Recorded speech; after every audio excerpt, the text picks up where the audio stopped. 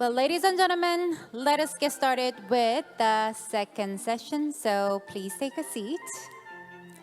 So this second session is titled Port Innovation and Sustainability. And as our previous speakers, including Mr. Im Gi-taek and other speakers mentioned, we are really faced with many global challenges as we go towards this goal of net zero. And it is undeniable that we have to achieve this innovation. So I believe this session is really crucial topic to discuss. So now I would like to invite our moderator as well as panelists to the stage. So please welcome them with a big round of applause. And so all the speakers as well as the moderator. So as they come up, I will introduce them. So we have Jens Meyer, President of IAPH, and Eugene Soroka, Executive Director of Port of LA. And of course, we have Mr. Song Sang-geun, the President and CEO of BPA, and Danny Levens-Art, Director of Port of Rotterdam, as well as Heather Huang, Pricing Strategy Director at the LX Pantos. And of course, last but not least, we have Tim Power, the Managing Director of Yuri. And with that, let me turn the microphone to you, Mr. Power. So once again, give them a big round of applause one more time. Thank you. Thank you, ladies and gentlemen, and thank you to BIPC for once again organizing this great event. And it is an example and a symbol of the kind of global cooperation that shows the port industry at its best. Ladies and gentlemen, this session I'm very happy to be chairing because we have an outstanding panel. And for all of you students in the audience, I urge you to listen very carefully. You will never get a better lecture on this topic than the one you are about to receive. You have an outstanding panel. Listen to them. So, with that, let me just introduce them all. From right to left, Jens Meyer, who you've seen already. He's the president of IAPH, president of Port of Hamburg. We have Eugene Soroka, who's executive director, Port of Los Angeles. We have your own president, Mr. Song. We have Danny Levens-Art from Rotterdam. This is the first time the Port of Rotterdam has attended this event, so this is a historic moment. And then representing the forwarder and more shipper-orientated part of the industry, we have Heather Wong. So it's a great team. Let me just make a few preliminary comments before we get into the presentations.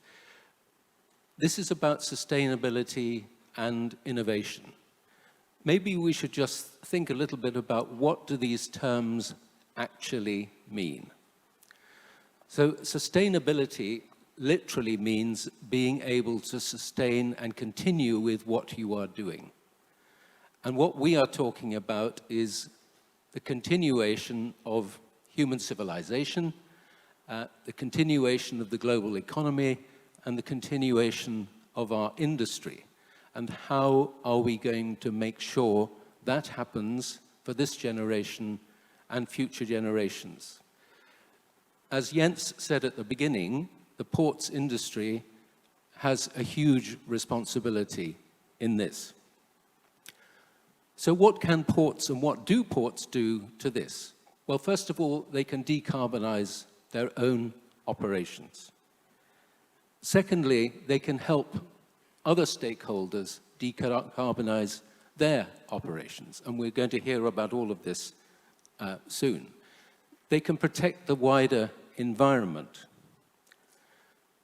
They also need to make themselves resilient in the face of climate change, but also, as Jens mentioned earlier, any other kind of disruption so that the economy and trade can continue to work. Increasingly, of course, their business is changing, and they are becoming not only gateways for cargo in the traditional sense, but also gateways and generators of new energy. So this is a fascinating, demanding, and exceptionally important task. So that is sustainability. Innovation. The dictionary definition is the creation and use of new ideas and methods.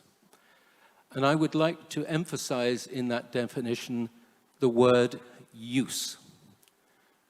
These new ideas need to be practical and in order to be useful, in order to make any difference.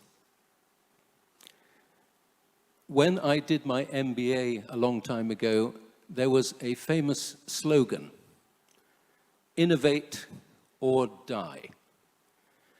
What this meant was that if you continued to use your old methods, give your customers your old products or services, your competition would overtake you and eventually kill you.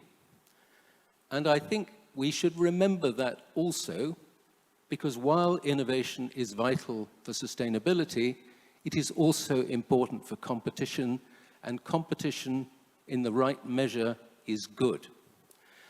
So maybe we're going to hear a little bit about how innovation will help the traditional logistic systems to work more efficiently, more effectively, and allow their ports and the entities working in them to be more competitive. Last point I'd like to make is we think, what can ports do to create sustainability and create innovation? Some of them, particularly in China, operate everything. So they are very able to create and implement new methods and ideas. In other places, such as Busan, such as Hamburg, ports are landlords.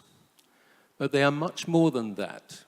They are inspirers, they are catalysts, they are coordinators, maybe they are like conductors of a symphony orchestra.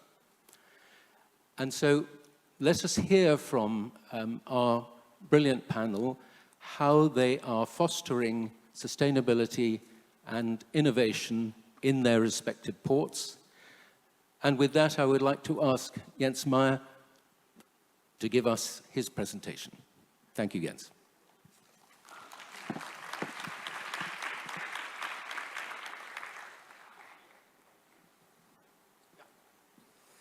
Yeah, thank you very much, Tim. Fantastic introduction. I think the most competent person on stage is Tim. If students have any questions, maybe address Tim Power. Yeah, thank you very much. Again, this time I speak in my role as the CEO of the Hamburg Port Authority.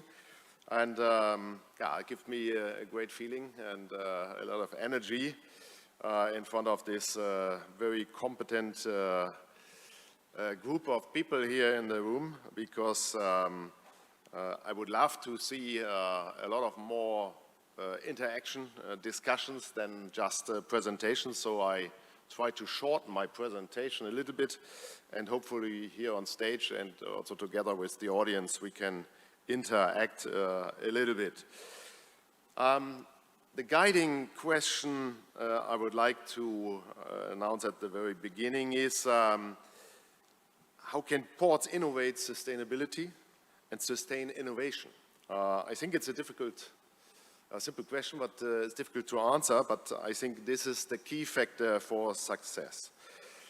I don't want to repeat what Tim has already mentioned. Sustainability is very often mentioned just in the green and ecological term and environment. Cutting emissions, conserve resources, and innovation in contrast is associated with disruption and speed. But sustainability also means acting in ways that last, building investments not just for the next quarter, but for next generations. And also in order to create viable business models. When I speak about sustainability today, I mean both ecological responsibility and long-term economic resilience.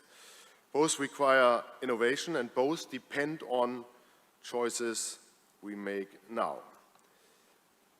Think of sustainability and innovations as two sides of one coin. One side, sustainability defines the direction, clean air, lower emissions, resilient infrastructure, long-term investments.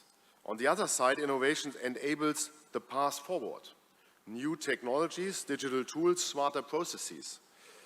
They are mutually reinforcing, not competing. Sustainability without innovation risks remaining aspiration. Innovation without sustainability risks becoming a race without purpose. Take, for example, the shore power example you see behind me. It reduces emissions, secure public acceptance of the port, or how we call it, social license to operate, the acceptance of the public for your port, and became reality only through innovation. This shows us innovation makes sustainability measurable and actionable. Only when both reinforce each other can ports transform. Very simple, how do we make the transformation work in Hamburg? We learned that sustainability must take place in all levels simultaneously.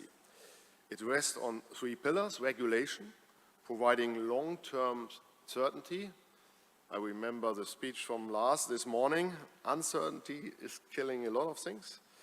New technologies driving ecological and economic resilience, and digitization connecting and optimizing the system. Only when these pillars reinforce each other does change last. And only then can ports remain adaptable in a world where trade flows, energy systems, and demands constantly evolves. Let me explain that in a little bit more details.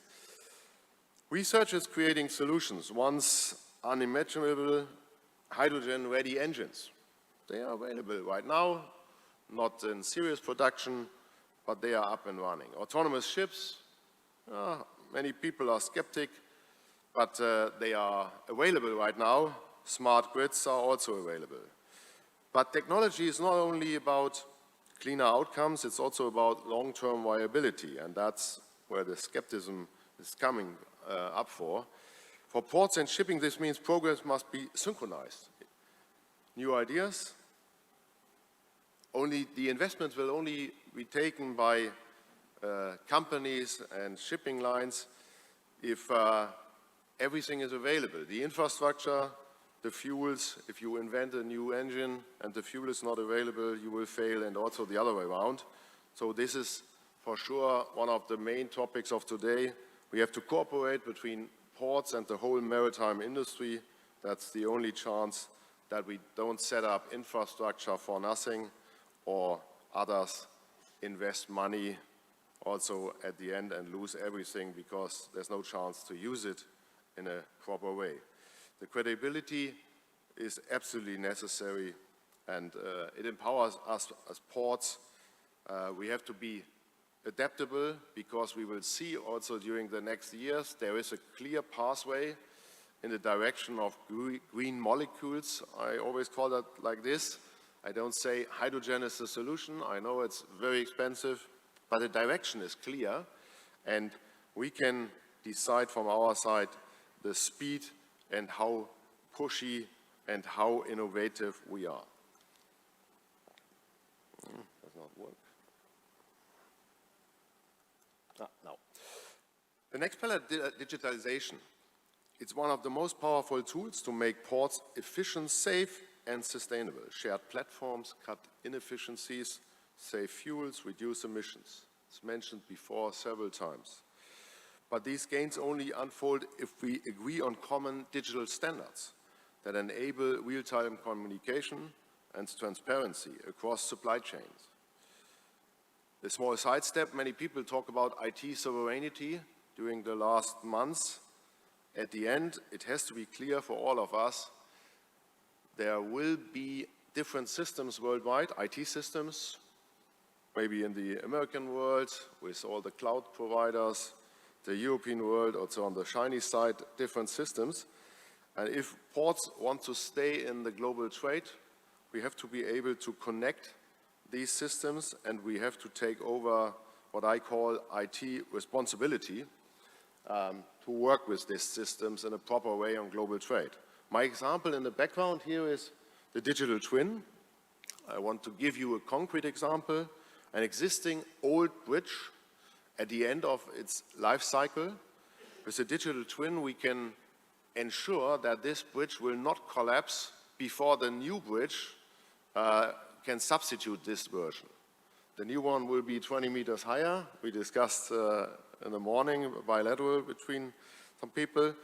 But real-time sensoring, prognosis data, simulations makes us able to keep this bridge in a perfect mood, and predictive maintenance can happen because of all this digital information.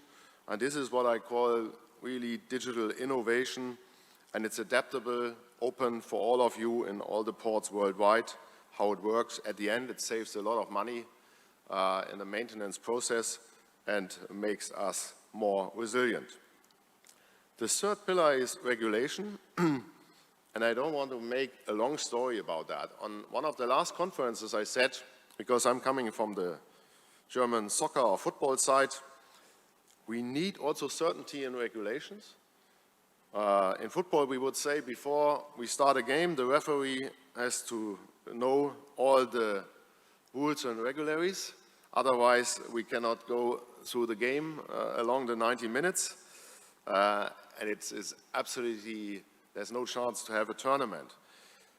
In our business, the regulations are very important for long-term stability, for all kinds of investments.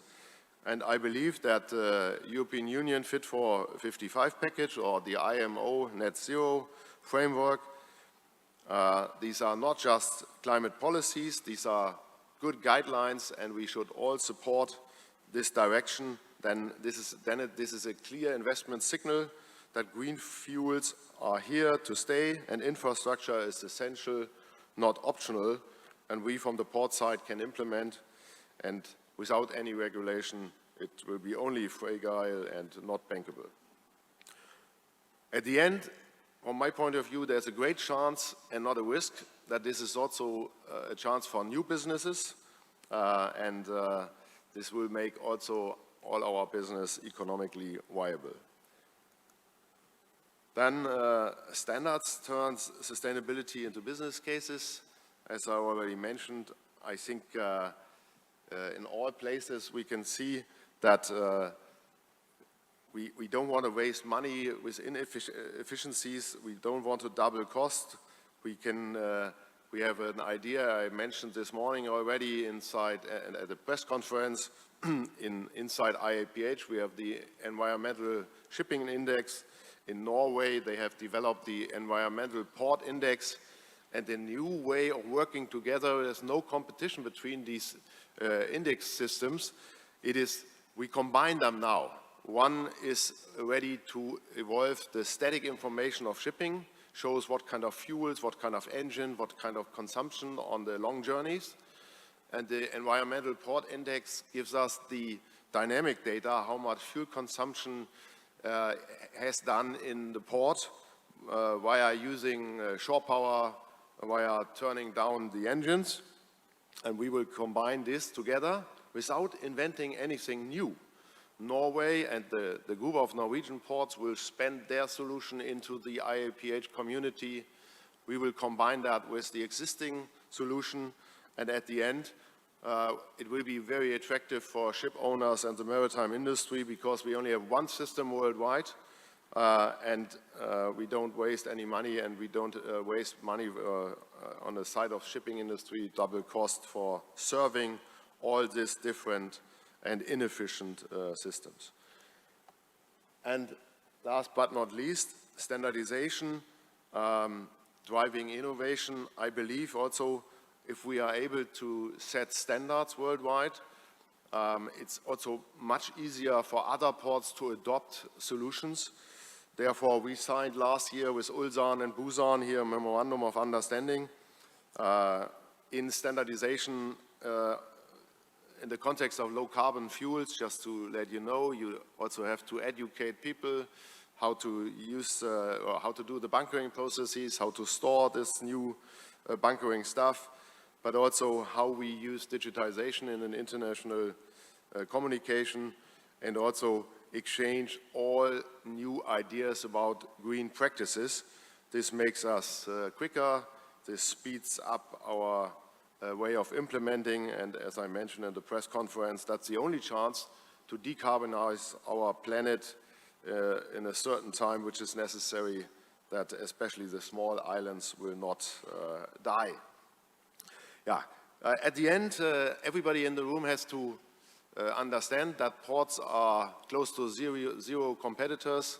We normally say we have to we compete where we have to, but we cooperate where we can, and this is much more.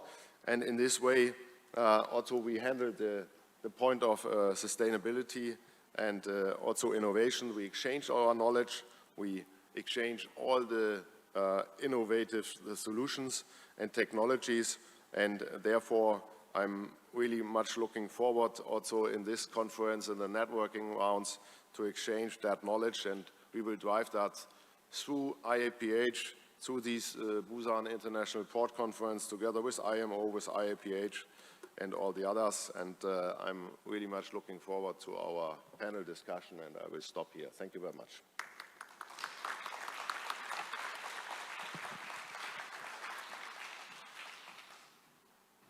Thank you very much, Jens.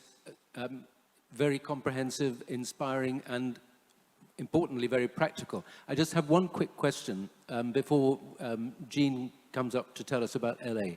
And that is, in this energy transition world, I think in many cases, human technology development has always in the past made things better and cheaper.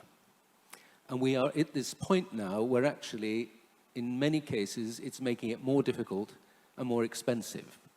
Do you have any very short comment on that, what I would regard as that crucial problem? Do we solve it with regulation, for example? I believe, compared with the former situation with low sulfur fuels, at the end, if there's a clear regulation worldwide and a level playing field, this will solve the problem by itself. I trust the worldwide competence of the engineers that we will find solutions which help us to get the green molecules, let's call it like this, for an affordable price. And we see that whenever we were able to increase the amount of consumption, and we were able to put everything together, and ports are real laboratories for that. Producing, storage, usage for production, and so on. We see on a rapid pathway that also the prices fall down to a level which is feasible. Shore power was a good example. In cruise business, nearly nobody says, oh, that is too expensive. No. It's accepted because also the passengers who goes on a cruise journey, they want to see a green journey. And I believe this will come up also on the maritime supply chain. Thank you very much, Jens. Great. Let me now welcome Jean Soroka, Executive Director of Port of Los Angeles, to talk about how to catalyze sustainability in the Port of LA. Great, and thank you, Tim. Good afternoon.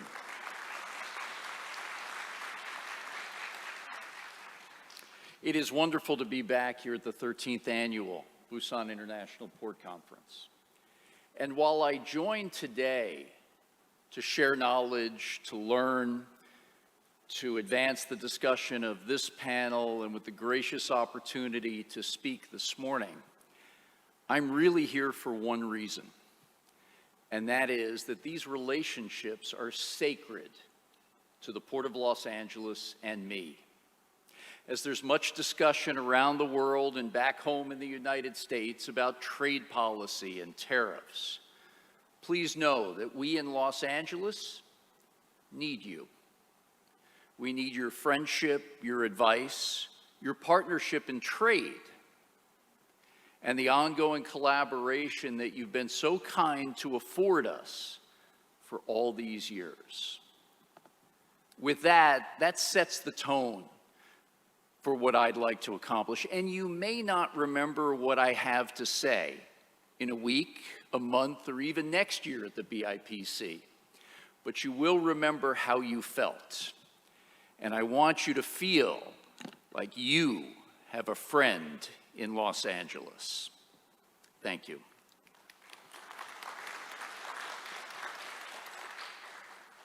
This Port of Los Angeles and its neighboring partner in Long Beach are an engineering marvel. Built with reclaimed land over more than a century.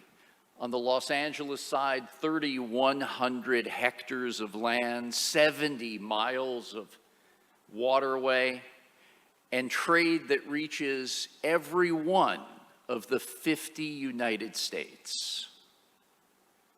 It's work with stakeholders like you, from academia to the students, to the partners visiting, to those our good friends right here in Busan. It's extremely important. And for those students, you'll also know that you see on that stakeholder wheel the media. The media has done a tremendous job in amplifying our message, sharing the ground truth of what's happening in the supply chain, as many try to figure it out along with us every single day. So relationships with customers, with trading partners is great, as is that group of media that helps propel our business and make sure those who we help with all of this trade understand what we're doing and how we can do it better every day. Almost 20 years ago, the ports of Long Beach and Los Angeles introduced the Clean Air Action Plan. On paper, commitments of strategy to reduce pollution while growing trade and economic value. Groundbreaking. And I will tell you, fast forward to just last year, the twin ports of Long Beach and Los Angeles had their second best year ever in the container business. And pollution was at its lowest level since we began measuring in year 2006. That is how I want you to feel today. And we've got all the statistics, all the measurements, and we can share all the details because transparency is just as important. Making sure that your partners and stakeholders understand, but also your community members, the people who live and work in your cities and towns, because we contribute so much beyond just the shipping, that it's the small business owner, it's the hotel, it's the people that count on tourism that rely on us so much to be good neighbors. And part of being a good neighbor for us, all under the heading of sustainability, is to make sure that we can prepare a workforce for tomorrow and years to come. And that's why I continue to look at the university students. Our job is to attract, recruit, and retain workers and leaders for tomorrow's supply chain. Let's reach a little deeper, share a little more, and maybe provide what's necessary to give you a running start at what could be a tremendous career. This workforce training campus, believe me, will be the first in the United States. There is a great example in Vancouver, British Columbia, another in Antwerp, Belgium, both of which we've taken knowledge from. And there'll be more to come. Institutional, geographical, and even the work councils in Germany have been able to help us look at what it takes to continue to grow a great, skilled workforce. It'll look just like a marine terminal, but in a safe and secure environment, so the new person can learn our business. Whether you want to work on the docks or be an administrator like me, whether you like to code or have technology interests, or you want to help us navigate the future of environmental progress. It's a start, we'll learn a lot, but it's the ports of Long Beach and Los Angeles and the state of California that will make this happen. As we look to how we build a sustainable practice, no shortage of work in the area of trying to build green shipping corridors. Now, the interesting fact is this: we've had a Clean Air Action Plan. We've had designs on making sure that we can get to zero carbon and zero emission technology at home on the port. But if we could make a difference on the ocean-going voyages of vessels, it could mean even more. As an example, if we could reduce ship emissions between Shanghai, China, and Los Angeles, Long Beach just by 10%, that would be equivalent to all the pollution in the Port of Los Angeles for 1 year. The opportunities are great, and it too is about relationships. Here in Korea, in Japan, in China, Singapore, Vietnam, trading partners that we trust and that trust us. And we saw just a glimpse of this movie. Remember, I come from Hollywood. Just a glimpse of a movie when the Maersk Lette came in to Los Angeles 13 months ago. It effectively was the first zero-emission ship to come to the United States. 16,000 20-foot equivalent units, a big ship. It sailed from Xiamen in Fujian province, central China, a big port, and it went 16 days across the Pacific Ocean to Los Angeles. The first ever. It had 2 fuel tanks, and it was run on e-methanol. Synthetic, renewable energy hasn't been decided yet in our industry, but again, it's a great start. It's a building block to where we all want to get. And that made such an impression that others have followed. The ONE has brought 20 new ships onto their order book, one of which was just in Los Angeles last month.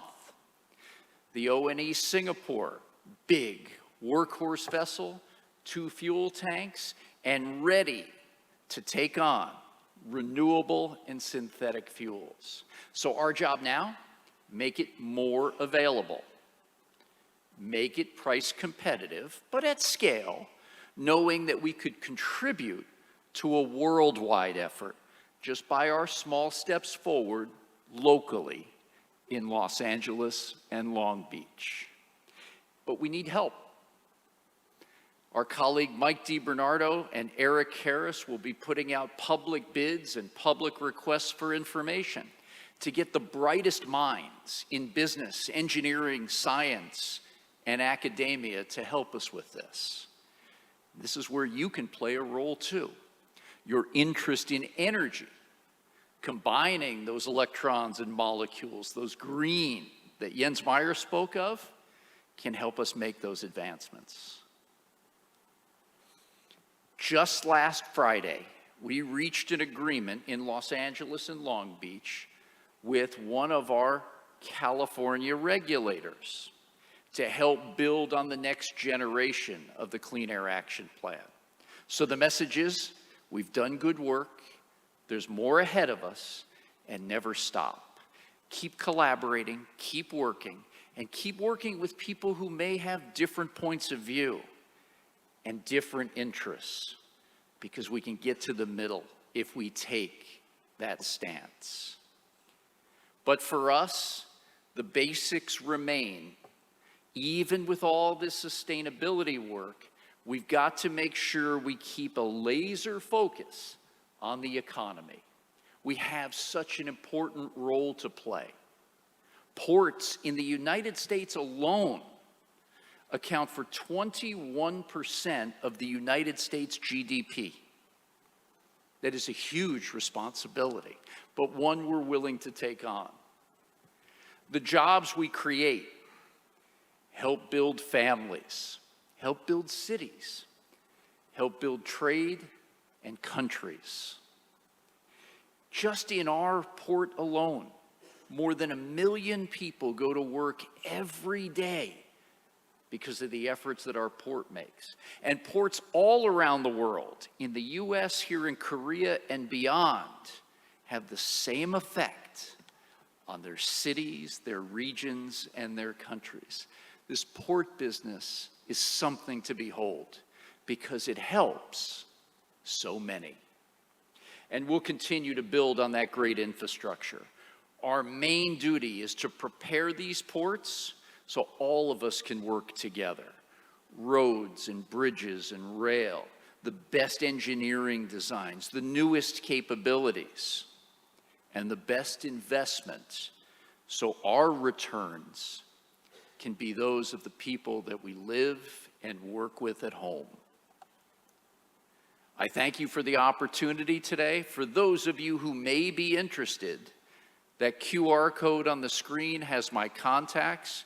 We'd love to hear from you, and we'd enjoy you sharing your ideas with us. I thank you for the opportunity today.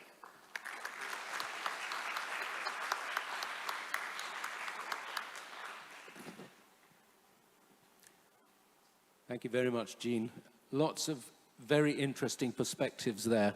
One quick question, just as I asked Jens, you talked about the fantastic progress on the Clean Air Action Plan and all it's achieved. Are you able to tell us what effect it has had on overall supply chain efficiency and cost? Has it cost people more, or has it made things cheaper as well? Tim, everything is intertwined, and we have to make sure that we keep a balance and perspective. Just trying to drive shipping may have benefits for few and may impact many others. If we just tried to drive sustainability, it may have an impact on families and children going to their classes and schools. It may impact people putting food on the table. So that balance has been our hallmark. And while I mentioned that these are all building blocks, that's the way we look at it. We're going to try to push the envelope as far as we can to be a better port in moving cargo and in moving it efficiently. We're going to be a cleaner port. We're going to be a smarter one. We're going to protect it better through cybersecurity, and we're going to make sure that we have that great outreach in our community. But all of those have to be done in parallel. Yet it's not linear. It's not just a straight line. There will be days that we feel like we've gone in one direction and we've pulled back in another. But it takes that steady hand on the tiller and great relationships to make it work day in and day out. And I'm here to share today that the Port of Los Angeles has never been stronger, operating better, or financially more secure for future investment than it is at this very moment. That's great to hear, Gene. Thanks. Marvelous. Our next speaker, ladies and gentlemen, is the President and Chief Executive of Busan Port Authority. Some of you may know him. and he's going to talk to us about the twin engines of sustainability, which Jens also alluded to, which is digitalization and decarbonization. President Song, thank you.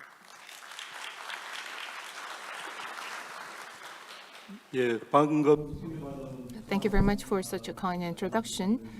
I am Song Sang-keun, President and CEO of the Busan Port Authority. As you know, the theme of this conference is an innovative leap towards sustainable voyages. Today, I'd like to talk about what we are doing with regard to this theme. I was inaugurated as the CEO and President of the Busan Port Authority February this year.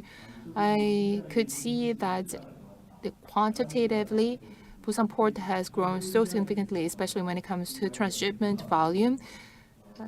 Busan Port is one of the top leading ports. But this quantitative growth, whether that is sustainable, especially in consideration of the geopolitical landscape and disruptions in the global supply chain, I thought very hard about the sustainability of such growth. And at the same time, especially since we are so much concentrated on containerized cargoes, we should be able to diversify our businesses into liquid cargoes and other business types as well. But we have been too much focused on containerized cargo only. When you make an investment in the stock exchange market, you should be able to do the diversification to a certain extent. Otherwise, you would fail very big. If you are concentrated in one specific area too much, then that will put you at a greater risk. At the end of the day, I was not sure whether Busan is fully ready for such a day to come. The second part I thought very hard is decarbonization. As you know, we have these IMO regulations to become effective, and this is something we have to do no matter what in order to preserve and protect the environment. How much we are ready for the day of decarbonization. In addition to that, I thought about technological advances surrounding us, whether Busan is ready to make the most of those technological advances, whether we are fully open to the adoption of new technologies in order to promote the development of Busan as a port.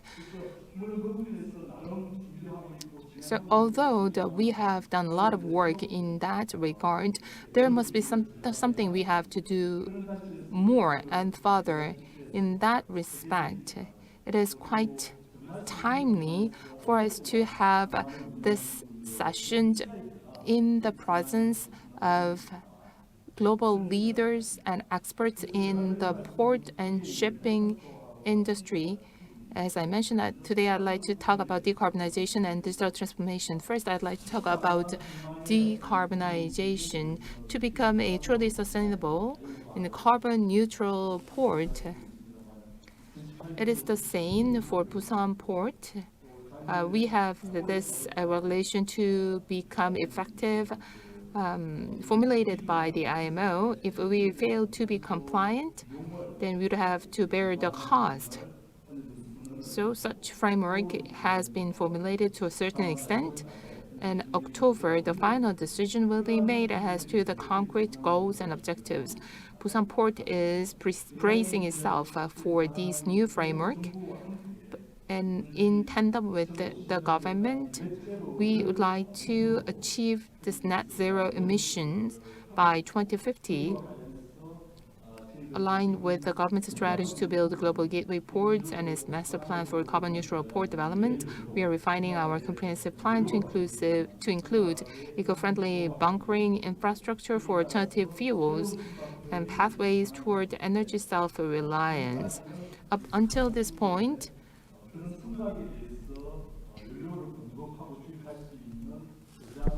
we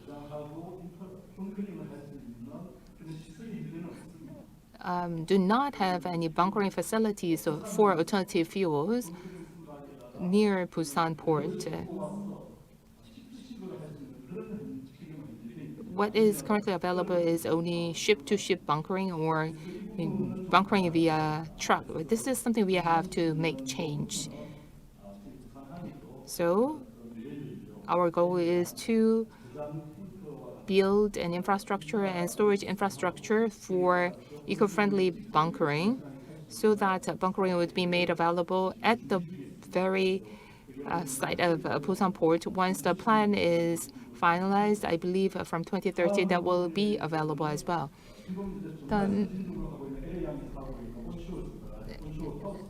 And the next part that I'd like to highlight is the onshore power supply. The Port of Los Angeles is leading the way here. I paid a visit to Hamburg Port in May this year. I could see that the OPS technology was really impressive, and the application of the technology is really brilliant. And Busan Port has a plan to be fully equipped with this OPS system by 2040, but we'd like to bring forward the date for the availability of this system. Now, we'd like to make sure that we have this system by 2030 at the Busan Port, and we'd like to learn more from the Port of Hamburg. In addition to that, electric hover tour board, and green cargo handling equipment, and solar power expansion, and various initiatives we are undertaking right now to ensure eco-friendly supply of energy to various port stakeholders. And the next part, before that, I believe decarbonization of ports is not something a single port can do it on its own. Of course, individual port level carbon emission reduction and decarbonization effort is critical, but a single port alone cannot do it all. The case in point is green shipping corridors. Many ports are joining in, as we can see in the case of various European ports and the Port of LA. Along with the Port of Seattle, Busan Port have concluded the partnership for green shipping corridor. And we'd like to pursue the green shipping corridors with the Port of LA, the Port of Long Beach, and other ports across the world in order to promote decarbonization, not just at the port, but also at the vessel. Now, I'd like to turn to digital transformation. I'd like to highlight the port community system and how important it is. Among many strengths of Busan Port, we also have identified the weaknesses we have to address. The case in point, the operation of the port, especially the operation among various countries, has been fragmented to a severe extent. So the communication among shippers, carriers, and terminal operators and forwarders has not been seamless. Since we have a sporadic information sharing, the information has not been transparently circulated on a real-time basis. With this in mind, we'd like to make sure that all the stakeholders at the port can share and exchange information in a timely manner so that they can maximize their benefits. So that's the structure I had in mind. That is why we have implemented various initiatives, including the port community system and chain portal. This is an integrated port logistics information platform. It's been 3 to 4 years since we adopted this chain portal scheme at the Busan Port. If a truck comes in via a gate, we don't do the processing manually anymore. Everything is now automated. A truck driver does not have to dismount from the truck to check his car in. As soon as the truck passes the gate, the e-slip would be automatically generated. And we also have implemented a TSS system to facilitate the communication between terminal operators and forwarders, as well as carriers. The transshipment support system allows you to communicate with more forwarders, a wide range of forwarders and carriers, and you can receive and transmit cargo movement-related data more extensively. This is a fully integrated port operation platform. These features strengthened stakeholder collaboration while ensuring both transparency and efficiency in port management.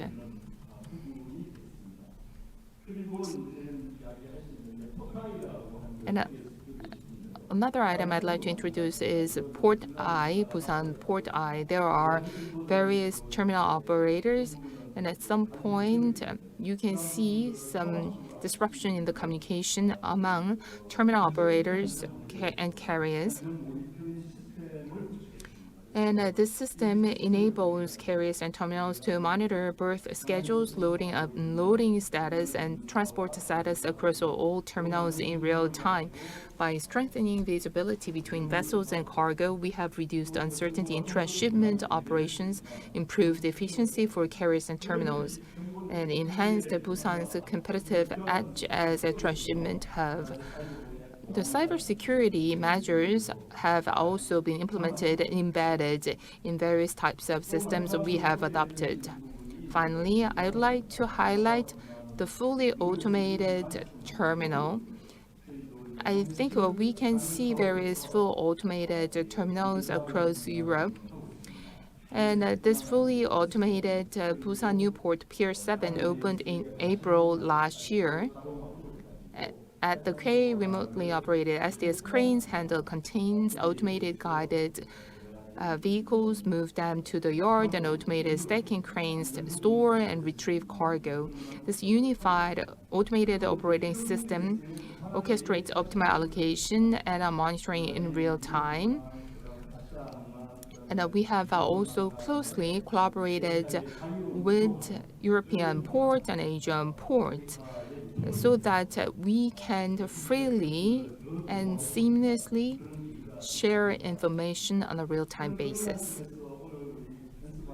In that regard, in the presence of the president of IAPH, the role to be played by IAEH is critical. IAEH has collected various best practices and contributed to the new regulations and policies of the IMO. IAPH, representing the global port community, has promoted the overall status and understanding of global ports so that we can jointly achieve the higher level of digitalization and decarbonization. And I hope through this conference, Busan Port will be able to share various insights and its experiences and best practices, and can learn from other ports so that we can grow together and we become truly sustainable gateway for the world. I believe this is the way for us to overcome various challenges in this difficult time. It is such an honor for me to share my experience with you. Thank you very much for your time and attention. Thank you. Thank you very much, President Song. I'm going to ask him a question. Okay, translator ready? I was very interested to see your port community system. How do you persuade different players in the port to share data?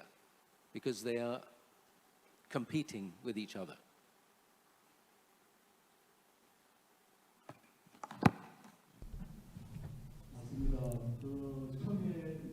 That is true.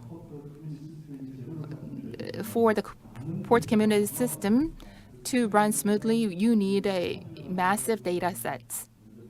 So first, you need to talk to the terminal operators to collect their data, to gather data from them. And then you also need data from carriers. At first, it was quite difficult. They were quite reluctant to share data. But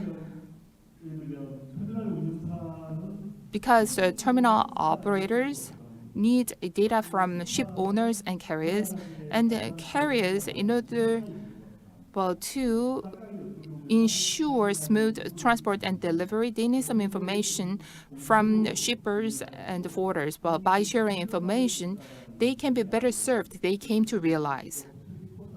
Especially the Port Eye system that collects and gathers comprehensive information. So whether it's the terminal operators or carriers, they can clearly see that by providing their own information to other parties, they can get access to the information of others. So they came to see the value of information sharing and data sharing. So we tried very hard to persuade them into accepting the system now, how that's properly operating right now. Thank you. President. Jens, I'm just wondering, at the risk of prolonging this session, this is an area of great interest to you. I wonder if you have any other insights you'd like to share on how do you make people share data? Yeah, it's a very interesting question. I learned in the business context, the best motivation is if you can explain something like, do you see in the middle of the table there is an amount of $10 million lying, and now we discuss how can we divide that into different parties, because this is the amount of expected increase of efficiencies. We had the same challenge with shunting areas, railway system, port community system, and so on. And if there is, something like the hunting instinct of top managers, they like to increase their balance sheets or their KPIs. But to be honest, there were also some situations that we, as the Port Authority, said you have to use something to avoid unnecessary transportation. So it's a mixture. But I believe the times have really changed. We saw that with Secretary General Lim, and now Arsenio Dominguez with IMO, and from our side IAPH, Patrick Verhoeven, myself, and some others before. We have now a very close cooperation. And a decade ago, it was totally different. There was no chance to have a conversation with International Chamber of Shipping because they made their own lobbyism. And now there's a mind change, the people have changed, and it's a totally different way of thinking because everybody, from my point of view, have already understood that this is a great chance for all sides. Thank you very much, Jens, and that sounds like a very encouraging development. I'd like now to invite Danny Levenswaard, who's come from the Port of Rotterdam. Remember, it's a historic event, ladies and gentlemen, their first time at this conference. He's going to be talking about connecting the world, building tomorrow's sustainable port. Please welcome Danny. Thank you for the introduction, Tim, and good afternoon, ladies and gentlemen. It's an honor for me to be here, and not only because it's my first time to Busan, and also not only because the Port of Rotterdam and the Busan port have a sistership relationship for over 40 years already, but also to take you on our journey in building tomorrow's sustainable port. And I will start with a short introduction of the port and of the role of the Port Authority. And after that, I will zoom in on some on our ambitions and some appealing innovations and examples of sustainability and innovation. So the port stretches out over 12,500 hectares, which is equal to roughly 17,000 football fields, just to give you an idea. There are 3,000 companies based in the port area, and 91,000 inland vessels and 28,000 seagoing vessels visit the port every year. The added value of the port reaches out to 30 billion euro on a yearly basis, which is equal to roughly 3% of the Dutch GDP. And with a throughput of 440 million tons of cargo each year, we can say that Rotterdam is an important hub for industry and global trade.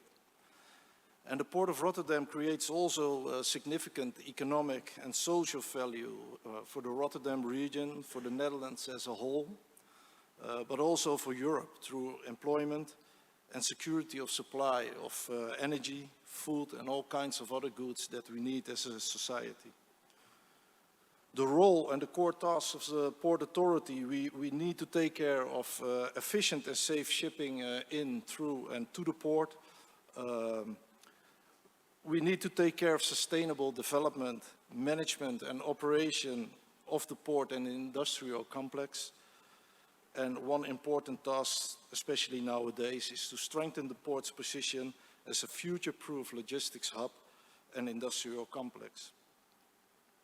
And our ambition is to do this development as a climate-neutral port that lives in harmony and operates in harmony with its surroundings.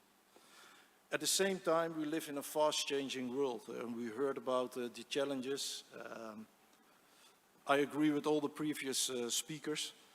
Everything that happens in the world has an effect on the three pillars that drive the Port of Rotterdam, and that is energy, the industry, and logistics. And the current tensions in the world, they are numerous. I'm sure it didn't escape your notice.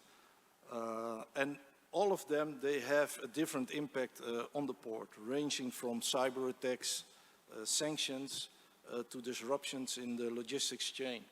But also climate change is creating its challenges, such as high and low water and extreme weather conditions. And as a port, we need to adapt to all these circumstances to maintain our competitive position and continue to deliver economic and social value to the Netherlands and Europe. I'm so sorry. Yes.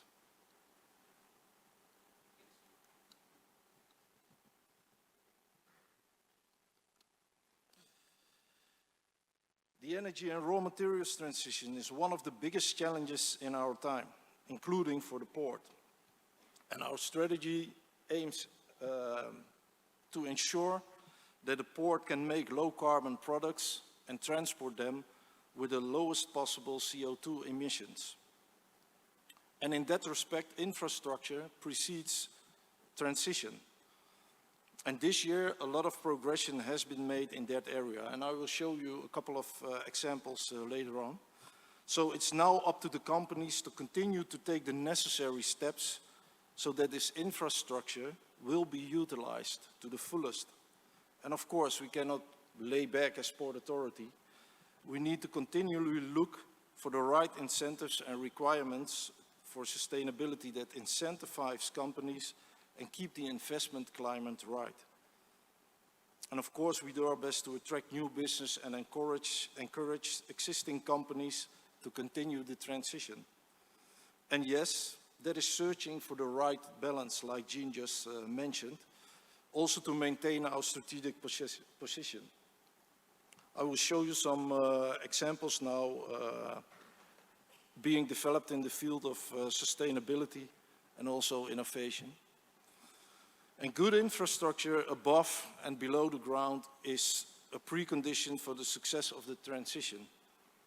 And one of the ways to achieve the climate objectives is to capture and store CO2, in short CCS, carbon capture and storage. And by storing CO2 in empty gas fields under the North Sea, large quantities of CO2 can be kept out of the atmosphere at relatively low cost. And Portos is a project that enables that. And Portos stands for Port of Rotterdam, a CO2 transport hub and offshore storage. And when it's operational, it will be able to capture and store 2.5 million tons of CO2 from 4 companies in the port. But let me be clear, Portos is just an intermediate step for further greening of the industry. Because at the same time, the industry is working on the transition to processes based on renewable energy and raw materials. And although aimed at sustainability, this project is an innovative example of collaboration between public entities combining expertise in the fields of underground infrastructure, gas transportation, and port logistics. This will be operational in 2026. And this is Shell, building Europe's largest green hydrogen plant. And this 200 megawatt electrolyzer will produce 60,000 kilograms of renewable hydrogen per day. Also planned to be operational in 2026. And the renewable power for this electrolyzer comes from an offshore wind farm, which is partly owned by Shell. This also is a very important project and important step in the transition to a CO2 neutral port. So much for, let's say, the industry initiatives. Digitalization, I mean, we do not differ from other ports like you heard before. Also for us, digitalization plays a key role in the transition we are making. And it helps, like you heard before, ports to be as efficient as possible. And it also enables better insights, and better insights enable sustainable decision making. And we have building this platform for quite some time now, but since January 2023, NextLogic is fully operational. And it's an integrated planning platform that coordinates inland shipping visits with supply and demand in the port. And it provides an integrated planning of flows and real-time terminal capacity viewing. Already 95% of all barge volume in the port was connected to NextLogic, which represented 1,200 terminal visits and approximately 80,000 TEUs per week in schedule. And that was only, let's say, for the months July and August. And it brings the terminals a lot. They are experiencing a better utilization of over 10% of capacity thanks to this platform, to this system. And as a whole, the outcome is a significant reduction of 20% in port dwell time for container inland shipping. Another initiative. In recent years, we have transitioned from small pilots with drones and autonomous systems to building a complete ecosystem. And well, I can mention two fields where it's very important. Safety and security are core responsibilities for any port. Nowadays, we are testing drones for real-time surveillance and rapid incident response. And our drones already assist customs administration and police operations in detecting criminal and drug-related activities in the port. Another important field is infrastructure inspection. Drones and remote operated vehicles allow us to monitor quay walls, pipelines, offshore assets much more efficiently. The main challenge is, however, aligning innovation with regulatory frameworks to ensure both safety and operational flexibility. An important step within those systems is the cooperation with the Ports of Antwerp and the Port of Hamburg, for example, to establish shared standards. And rest assured, autonomous and unmanned systems are becoming a cornerstone of resilient and competitive port operations. Rotterdam and our partner ports already have established ourselves as a hub where we test and drive international cooperation. Our shared ambition, together with Antwerp and Hamburg, is to secure, sustain and innovate the ports of Europe. So how we move on from here? We live in exciting times, and what we realize is that at this point in time, our focus should not just be on the Port of Rotterdam, and not only on the companies in the Port of Rotterdam. But we have to focus on the European industry and global logistics sector as a whole. So what have you learned so far from the projects I just mentioned? Do not wait until everything is totally clear. You will be too late with your development. Also look for new partnerships and forge coalitions. Be adaptive, be innovative, and seize opportunities and dare to take the risk as well. Start the projects, set distant goals, and celebrate the small steps, very important, and then scale up. Thank you for your attention, and we look forward to building this future together with you. Thank you very much, Danny. The point you made just then about don't wait, get on with it, was made to me by your CEO, Mr. Boudewijn, if I've pronounced his name correctly. We were talking about electrification and renewable electricity, and I said to him, what's the point in electrifying, replacing all your diesel yard equipment with electric, if all you're doing is getting the electricity from a coal-fired power station? And he said, you have to think of this like a jigsaw. When you have a piece, you put it down. So if you can electrify, you electrify. And then that creates the demand, obviously, and then you then make it happen. So this seems to be, because Jens was talking earlier about making sure you have all the elements in place. You're saying, actually, if you wait until that happens, you may be too late. Yes, exactly. I'm pretty sure that it's not going to happen that everything falls at the same moment, at the same stage. So you need to start. You need to start somewhere, and probably you're right. When you have the first piece, the rest of it is not ready yet. But it's a beginning, and you need to start to, let's say, to engine the motor to move on. So I think Boudewijn is pretty much right in that. I was very convinced by his point, I must say. Jens, would you like to comment on that?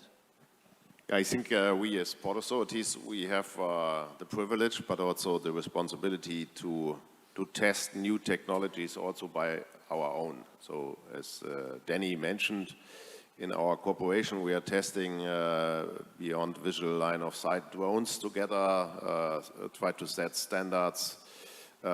Again, sometimes we need the argument that you can save helicopter hours, and therefore you use electric drones. You can explain it with sustainability and fuel consumption and these things, but flight hours, pilots, and so on. But at the end, it increases your efficiency, and you also have an answer for lack of workforce. At the beginning, it's a pilot project. You can talk about the investment, but we try to do it with drones as an example, but also with shore power we did it, but we do it also with alternative fuels on our own fleet. We cannot just talk about in theory. We put it on our vessels and test it. Battery electric, they have these kind of plug-in hybrid systems. And if you are able to show that it works, then others will follow. The good thing, as I mentioned before, is also the new green fuels, methanol, ammonia, hydrogen, or also LNG at that moment. Inside IAPH, we try to collect all the knowledge.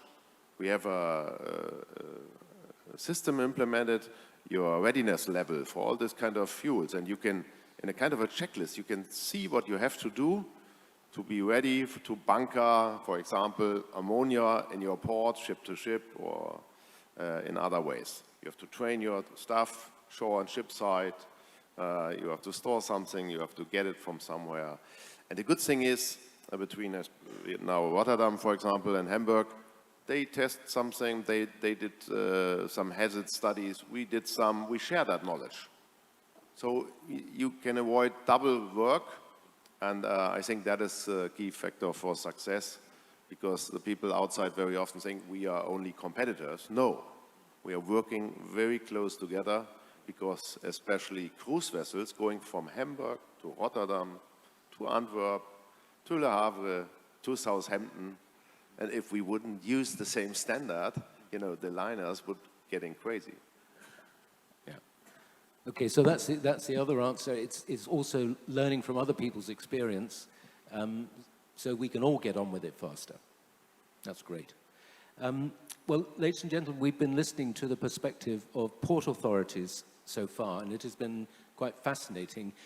There are, of course, huge other parts of the maritime sector, including that inhabited and served by large and important forwarders, like our next speaker, Heather, who's going to, sorry, I'll just check going to be talking about riding, how to cope with volatility in a terrifying age. I've paraphrased her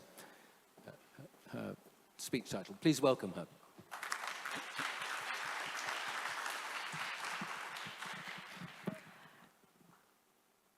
Okay, thank you for the great introduction. It's my great privilege to be part of this great event. It's my very first time attending the BIPC.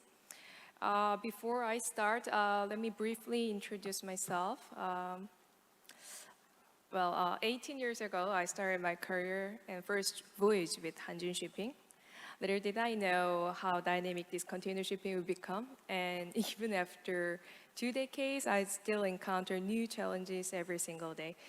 So it is quite frustrating, and at the same time, it's very, very exciting industry. I think I'm here today because of my experience on both sides, 10 years with carrier shipping liner and 8 years with Korea-based forwarder.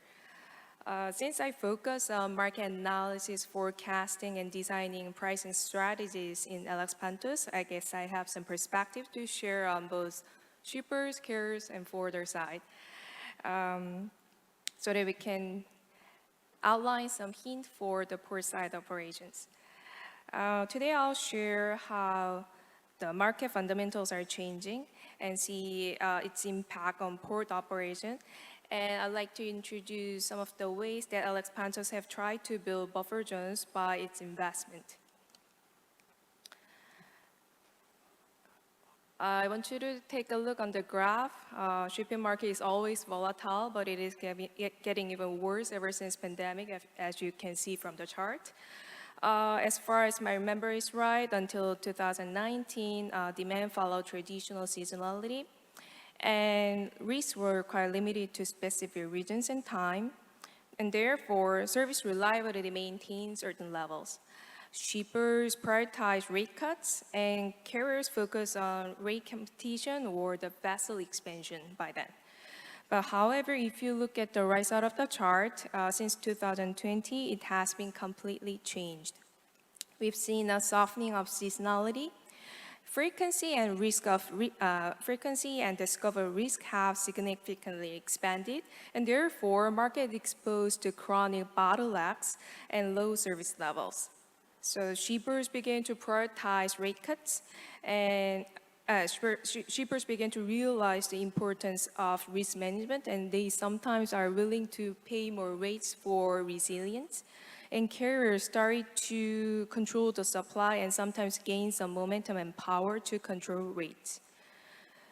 So I'd like to take some time, look into what happened in 2025 during tariff changes so that we can talk further about fundamental changes in the market and its impact on port side bottlenecks. Some expected, by the end of 2024, some expected 2025 to be a stable market compared to 2024. However, following tariff implementation, market saw 3 stages of fluctuations, I guess. In the first stage, carriers implemented massive scale of capacity cuts amid expected demand drops in order to prevent and protect the market rates, and actually it worked. In the second stage, after the May tariff deferred, demand surged quite rapidly, driving rates to extreme high. In the later stage, As rates soared amid capacity shortages, carrier expense applied quite rapidly as well through new service changes and causing rate to drop. So let's take a deeper dive into structural changes by demand, supply, and service levels. First, the demand volatility. Demand swings dramatically in 2025.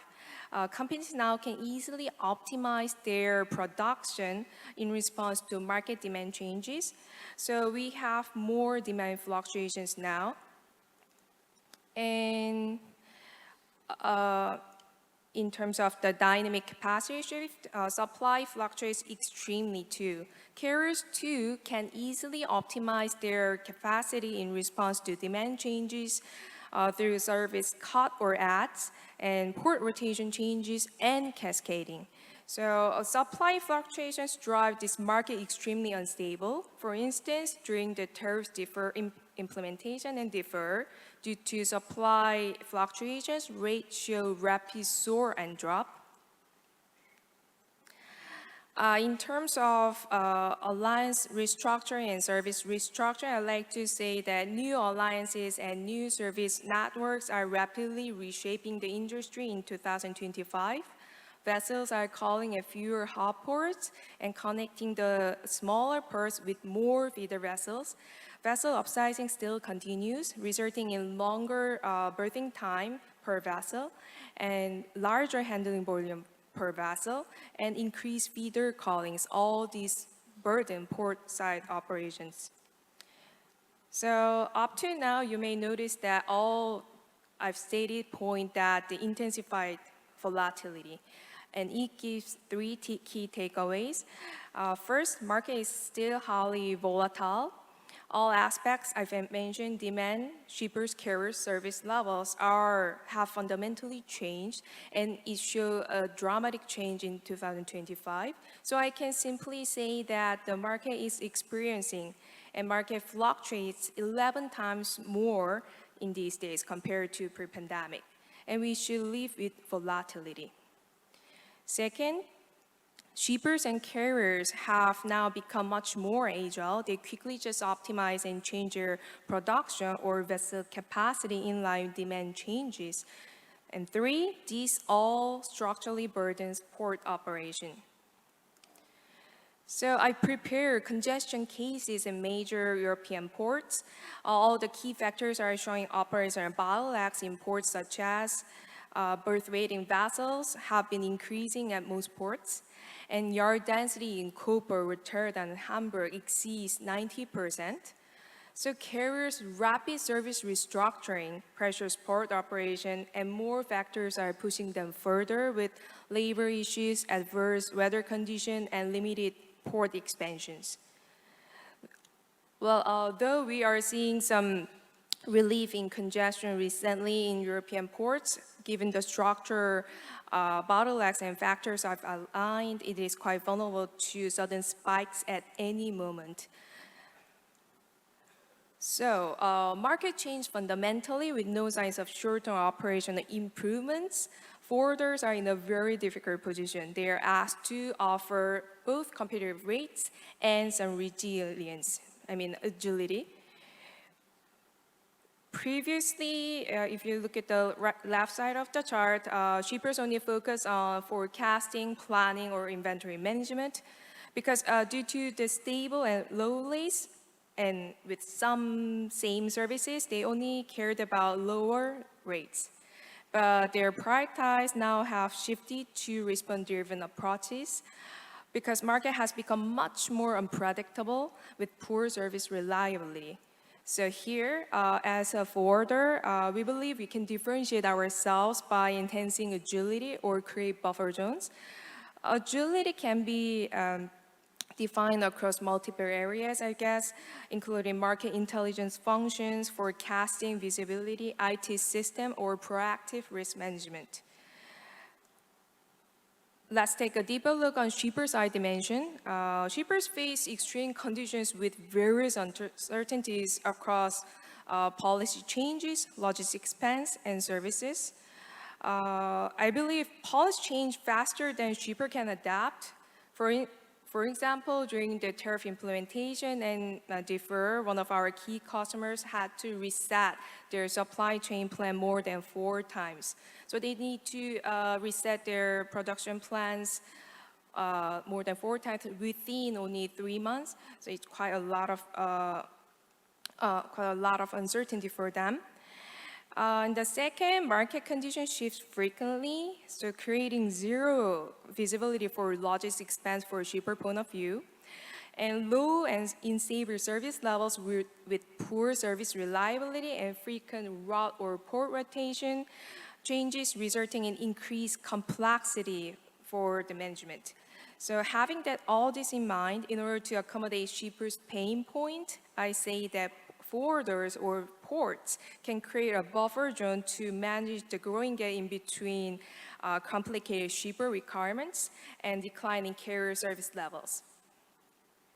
Or by delivering market assessment or scenario planning, or contract and carrier portfolio management can be a way, and total logistics solution could be a way. So let me share how LX Pantos create buffer zones to differentiate ourselves. We aim to create buffer zone with 2 key features. First, market intelligence. We provide high-quality market sensing reports so that the customers can redesign or optimize their supply chain plans. I think no one really exactly knows how the future market is going to be like, but we provide with scenarios, possibilities, and options for better customer selection. Or through our pricing, sales, and operation experts, we support customer inventory optimization. And second, with asset investment.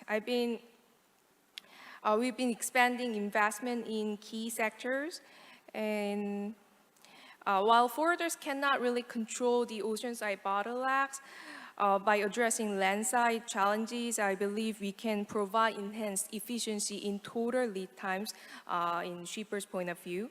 So we recently acquired Blue Links and commenced construction on Busan Logistics Center. Blue Links features the 2 buildings on the site equivalent to 43 soccer fields in Dalton, Georgia. By providing state-of-art logistics service, we believe for LG Electronics and Hanakusa and other customers, we aim to enhance our end-to-end solutions. If you look at the right side of the chart, there's a picture of the Busan New Eco Port. Busan New Port Eco Logistics Center features about 18 soccer fields, and it will be the largest center in Korea based on the floor area. It is precisely designed to deliver customer-centric solution for our key customers, and it will be completed no later by the end of 2026.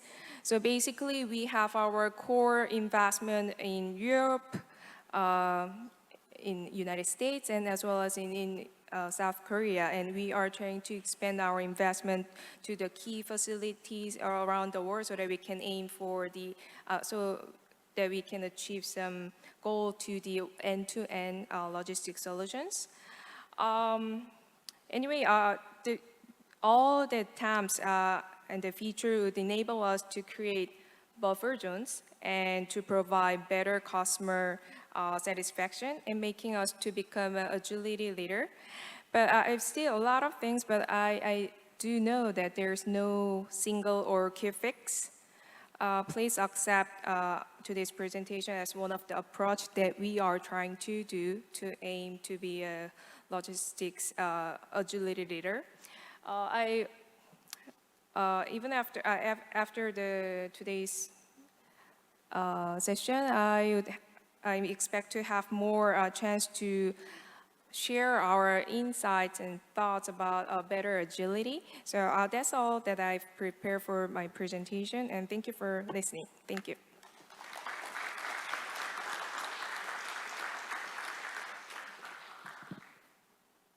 Thank you, Heather.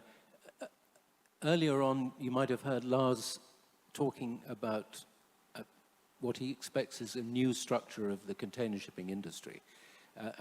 Let me formulate, I'm probably going to get this wrong, but if we imagine a situation where container shipping line services remain unreliable, that means that organizations like yours have a more important coordinating role, and in a way, the container shipping lines become a kind of random service provider in the background when you are doing all the organizing.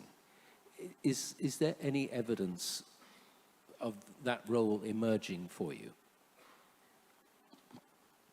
A lot of customers are asking us why they have to pay more for lower service levels ever since pandemic.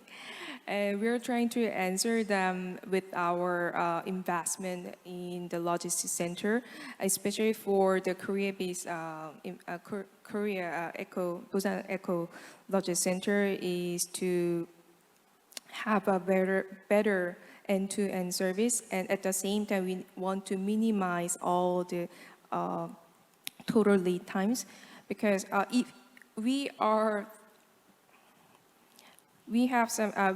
taking consideration of the potential another round of port side bottlenecks or all the service failure in the future. So we want to create a buffer zone by with our logistics service facilities.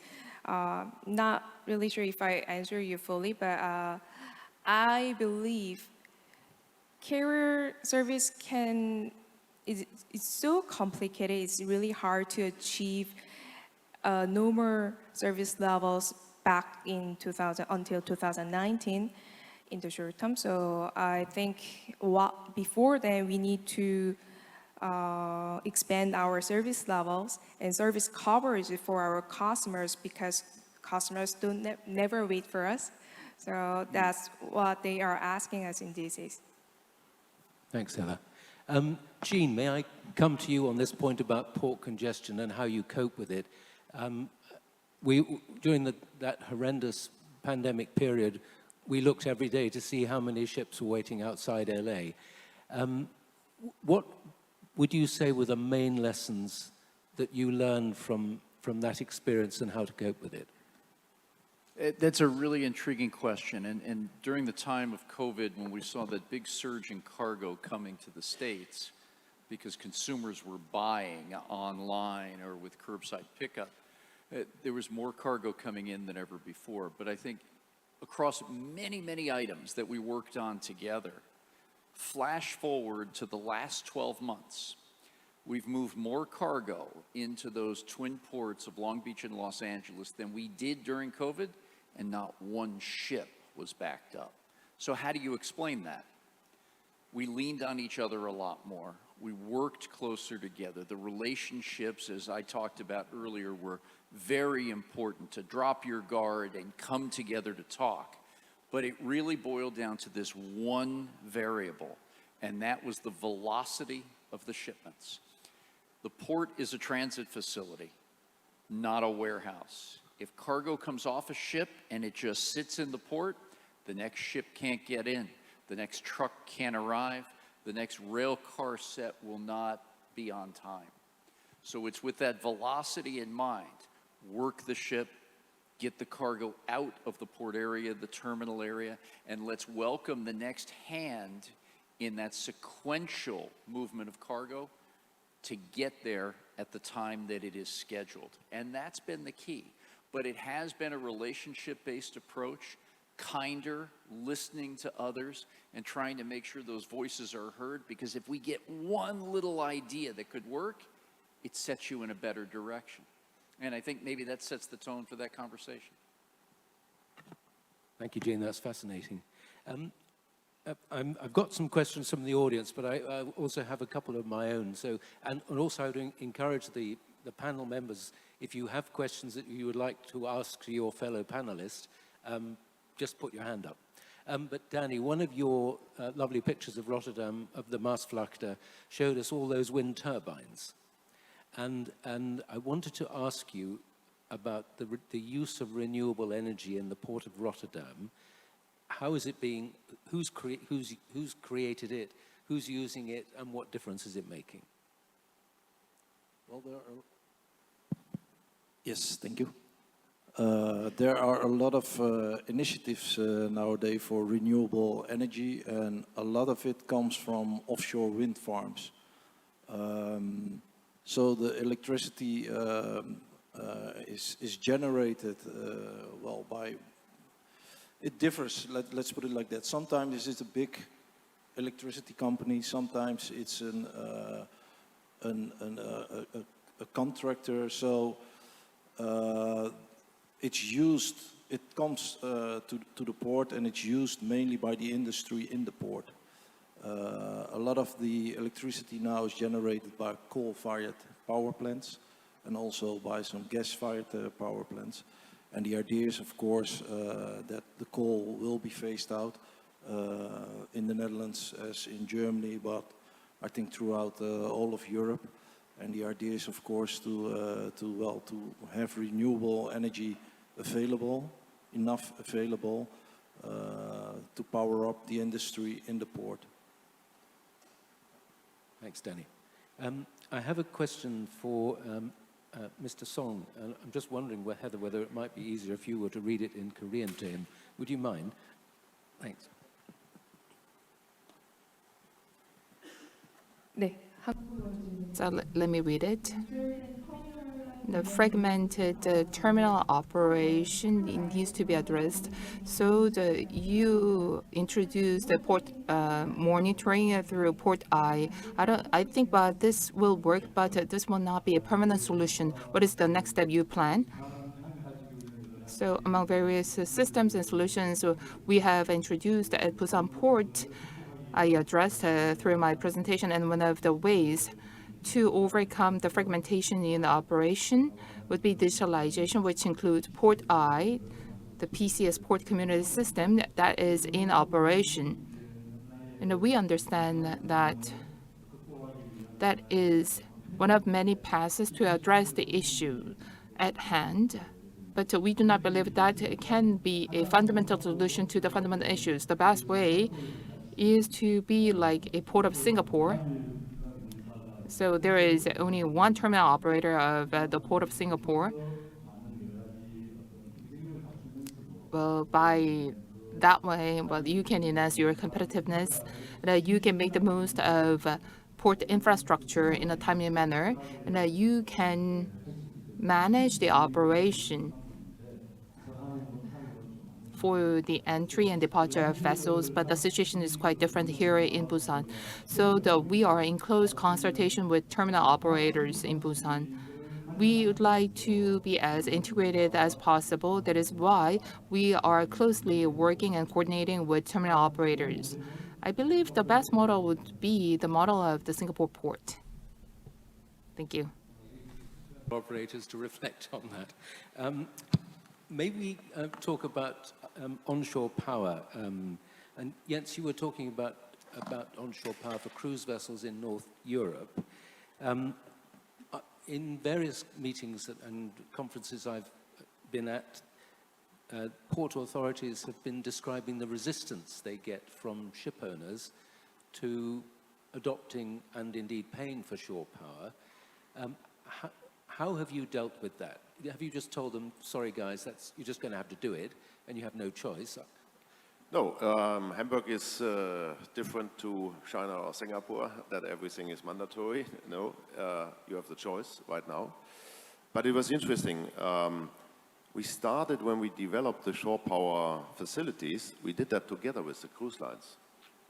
And there was, from the very first beginning, an alliance of the willingness. We tested together, we showed up that it works, because first of all, there was a lot of skepticism, although we showed that it's already in place in LA. But at the end, then we discussed prices. And the biggest debate we didn't have about the price per kilowatt hour. The biggest discussion we had was a public entity like a port authority, landlord, which is also partly funded by tax money, when it's public infrastructure.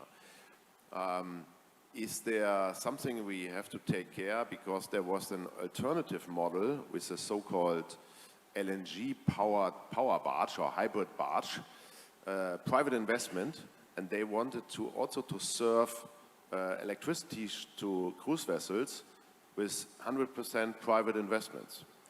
And so we started with the debate, said, okay, what is your business case? And we made it, like Jean said, transparency helps all of us. We showed up, okay, they need to reinvest an amount of money for per kilowatt hour, and we said we don't want to make it cheaper. And everybody finds that great. For us, it was a very positive business case, but because we were able to serve cheaper. At the end, they stopped serving that. Now the electricity is getting cheaper. But there was no debate. We have now nearly all of our stations in place. One is missing, and we have a shore power rate of around 80% already.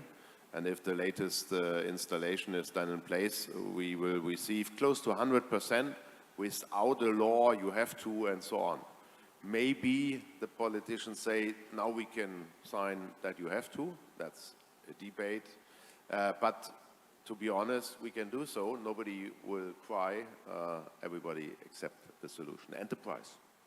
And it's this engaging the other party at the beginning that seems to have been a very smart move. But it's totally different on the container side. Container vessels are, container lines are a little bit more price sensitive. But I don't want to drop names because I don't want to blame someone. But it was interesting, our strategy there was, we took a talk with the market leaders, said, okay, we need front runners. And they accepted our model, the price model, and the service model. We have a price per kilowatt hour and the service to plug in. And this gave another push. But we are not done with all the container lines right now. But that was, the process was harder. Interesting. Jean, can I also just explore a little bit more this electrification of port operations, including onshore power for vessels?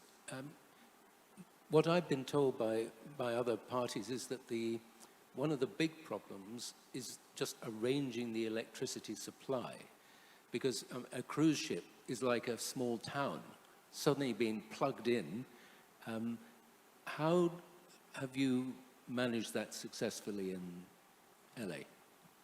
I would not say we're perfect at this time, but we have learned a lot. In our case in Los Angeles, our own Eric Karras lived the development of shore power for more than a decade, working with colleagues in Europe and Asia and finding ways to get people interested. In our case, it was an incentive program, financial incentives, in addition to collaboration and relationship development. That money talked to get people interested. As we now go to this next level of our work, whether it's zero emission cargo handling equipment, zero emission heavy duty trucks, doing more renewables and synthetics on ships, it becomes interesting because the technology is not as mature. So one of the problems we're facing today is the understanding that electrical transport does not go in a straight line. Electricity moves like this. Today's equipment is more sensitive to those ebbs and flows of electricity. Take a shoreside crane in Los Angeles, 86 of them today. If there is an ebb in the electricity or a surge, it could knock out that crane. And all 86 are electric, have been for 20 years. If that electricity is too powerful or too low for that crane, the crane stops working. And it takes between 2 and 4 hours, maybe in some cases longer, to recycle that crane. Your phone gets frozen. You have to power down and watch it come all the way back. Similar construct, but at 110 meters high. Oh, scary. And you lose productivity. You lose workforce time. You lose money in that case.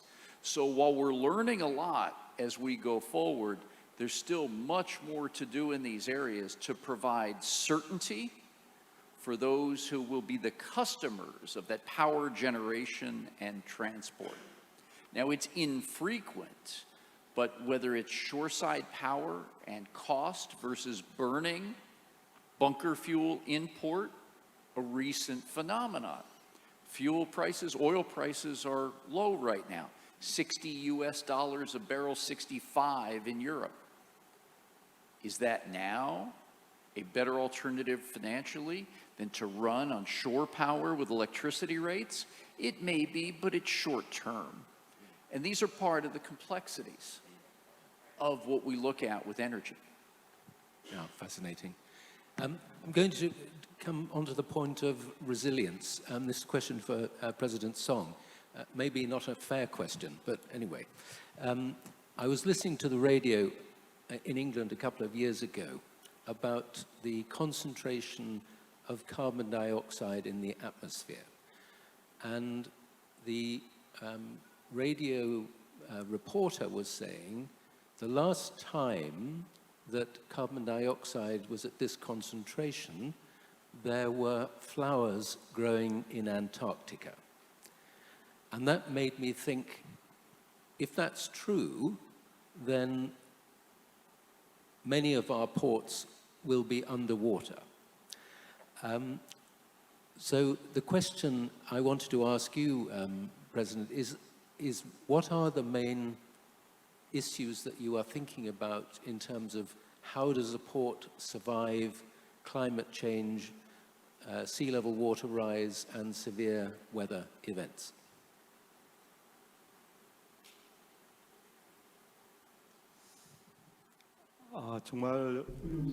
It's not really a fair question because that's such an important and critical issue. So we fully understand that we have the serious climate change and iceberg melting in the North Pole, especially in the Antarctica. That would have a direct impact on the sea level rise. And as to that, how to brace ourselves at the port level, I think this is something we have to seriously consider across the world jointly. The IMO as well as the Paris Agreement. So 1.5 degrees Celsius will temperature rise cap. So we are making dedicated effort, I believe, around the world. And we have to watch that closely and work alongside with the global community. But at the Port Authority level, in order to ensure sustainability and resilience in the near future, at least within the Korean Peninsula, how to manage the sea level rise, we have to carry out more scientific research, which will serve as a strong basis and evidence for us. And there are various government policy research centers which are specialized in this type of research. And we can work closely with the European research organizations so that we can better manage or minimize the sea level rise across the world. I think this requires a global effort. But if this is inevitable, we should be able to predict as accurately as possible. And accordingly, we can build and expand infrastructure such as breakwater. So if we can see into the future, then we can be better prepared. That's my belief. Right. For the last set of questions, I'm just going to go around the table on this rather difficult question of new fuel and also the IMO regulation discussion coming up next month. And so, Danny, could I possibly turn to you first and just ask, is there a vision in the Port of Rotterdam for alternative fuels, and how is your thinking developing? Yes, there is a vision about it, and the vision is that in Rotterdam, you should be able to bunker all kinds of renewable fuels. So we started to put regulation in place to make that possible, because some goods have more risks in it than others. And also Rotterdam is, let's say, an oil, trading place. So the basics are already there, and a lot of those companies, they are already, let's say, busy moving from fossil fuels more to the renewable fuels. So we had our first methanol bunkering in the port a couple of months ago with a container vessel. So yes, there is a way forward with that for sure. Yeah. Thanks, Danny. Jens, you were talking earlier about green molecules. I guess this is something that's very much on your mind too. Yeah, absolutely. We have started to develop an area in the port called Sustainable Energy Hub. And this is a brownfield approach. It's, we started a transformation of existing fossil fuel areas, tank areas, refineries, and all this kind of things to change that into new energy sources. And we have also, we are in the middle of implementation of a new pipeline system for hydrogen pipelines. Together with Antwerp and Rotterdam, we started in Europe a discussion, like you mentioned before a little bit when you quoted Baudouin and Simons. If there's electricity available for trucks, we'll test it, do it, action. The same we do it. We said together we should test and use hydrogen whenever there's a chance, but let's start please color blind. Not with green molecules, because you, if they are available, that's fine, but this hen and egg problem. If you have an engine which can source or consume hydrogen, then we should make hydrogen available. If we are able to produce it green, that's great. If it's carbon capture, blue, how we would call it, fine. And if it's available only from the former production from refineries, let's start with that, check the technology. And so, but at the end, there was a clear picture, 500 hectares, that's a bigger piece than many people expect in the middle of the Port of Hamburg. It's in the middle of the city, you know, but it's a huge portion which is already existing for bunkering, for fuel storage and so on. We have already started the transformation. Started with methanol already, with HVO, but also ammonia. And there are areas already under construction. It's not just a plan. We have already started. Thanks, Jens. And Jean, obviously the current new US administration perhaps less sympathetic to all of these developments. What's the latest thinking in the Port of LA about new fuels? Well, this entire program is a journey. And it's interesting because even in the 11 years that I've been at the Port of Los Angeles, I've worked in 4 presidential administrations in the United States. And probably the toughest thing that some of us face in this business is changing public policy, changing legislation, and changing opinion of how business should run. And we may be in a bit of a transition here, but you may recall my last slide. It talked about the economy, jobs, and infrastructure, a central point of conversation. In the United States, I have to be apolitical in what I do. I have to work across political aisles of interests. I have to work with private sector business, the international community, and so many more. I cannot create a polarizing environment in Los Angeles, but we will continue on this journey. Part of the current administration's plan is what they call energy dominance. I'm into energy. So whether it's e-methanol, e-ammonia, synthetics, renewables, and to me, even though some don't like LNG, the purists, the activists, synthetic LNG, in effect, may be one of the cleaner fuels. And that LNG being produced in the United States is part of that quote-unquote energy dominance. So now it's my job to find a way to appeal to different parties on what we could do and still advance our clean air and health quality goals. And I think it's going to be a fine combination that you have to dial into, but I like our chances in Los Angeles.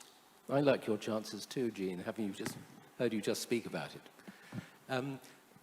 President Song, you talked in your speech about preparing for alternative fuels. Maybe you could just explain a little bit more about what is your latest thinking.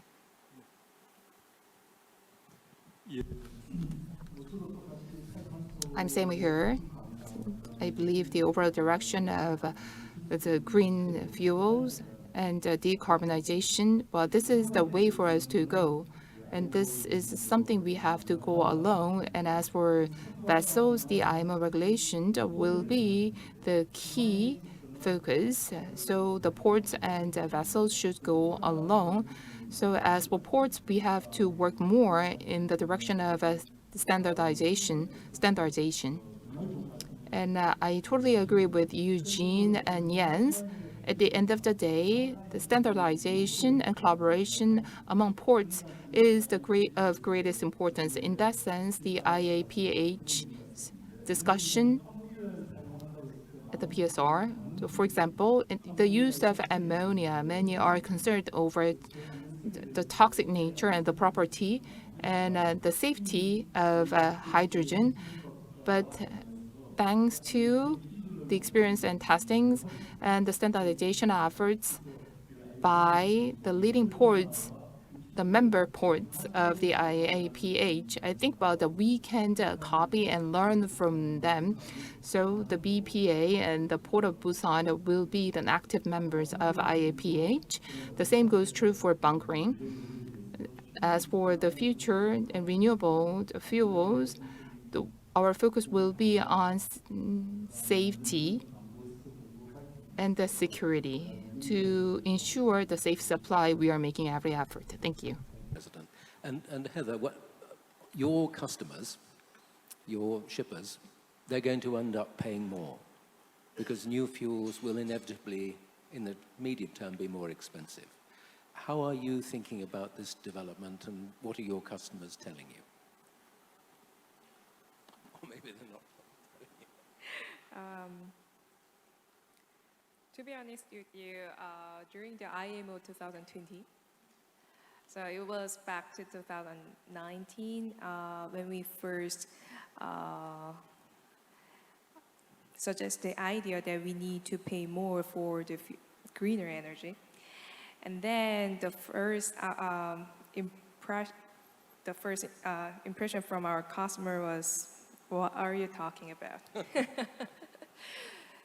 They don't really want to pay more for greener energy back then. But we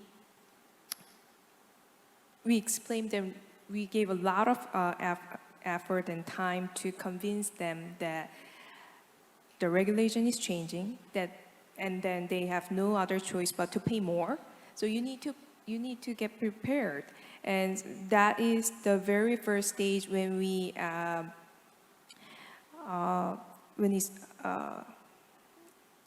design the LX Pantos fuel formula with them, so that they can index linked for the fuel cost. So I think for the future and greener energy that we are confronting at this moment, we need that transparency, and we need to give them a full amount of idea that market fundamental is just changing, so that they have no other choice but to accept it. But it's better for them to accept the idea earlier than the others, so that they can be better prepared. So what we are aiming is that giving them a lot of informations, data and figures, so that they can convince their upper level. So I really agree with the idea previously you mentioned about the transparency. I want to say that the understanding about the circumstances and situation is really important for our shippers, because shippers doesn't really have to care about the container side. They only need to pay. But the important thing at this moment is let them understand why they have to pay more. Right. So it's another job to convince them. Thank you, Heather. Well, ladies and gentlemen, that brings us to the end of this panel. I hope you have found it as fascinating as I did. I think our speakers have given fantastic insight, been very open with us, and so please may I ask you to give them a very, very warm round of applause. Thank you all.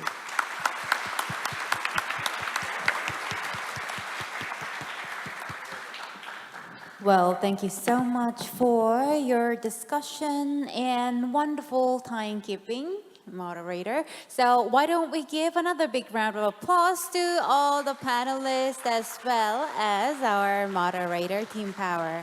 Thank you so much, and you may now go back to your seats. Well, thank you so much. It's been a long session too, and now we will have a quick break for about 15 minutes. So make sure you also grab a cup of coffee because we still have one last special session to go. So we will get started with the special session in 15 minutes. Thank you so much.